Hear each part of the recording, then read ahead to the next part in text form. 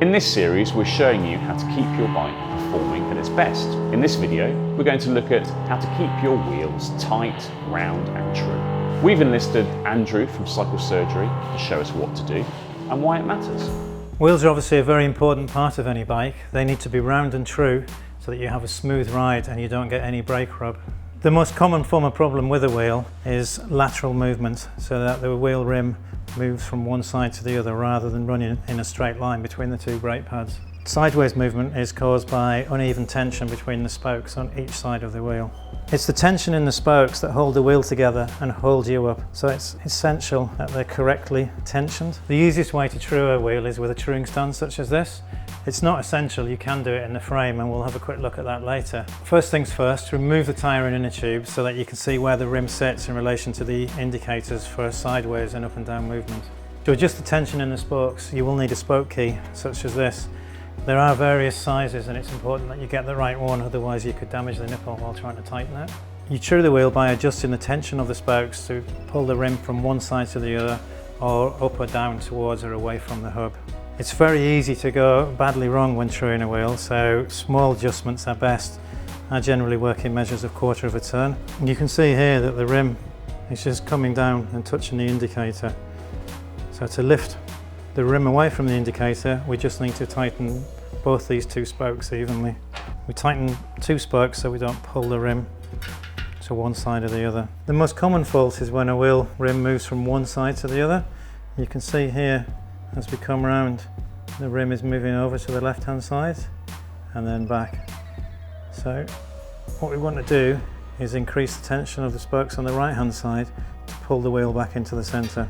And there we are, it's pulled back into the centre and is running true. After you've made any adjustments to spoke tension, it's important that you relieve any stresses that may have built up. You can either do this in the stand, just by squeezing the spokes, or more commonly, you can put the wheel on the ground. If your spokes aren't correctly and evenly tensioned, the wheel isn't going to be as strong or durable as it could be.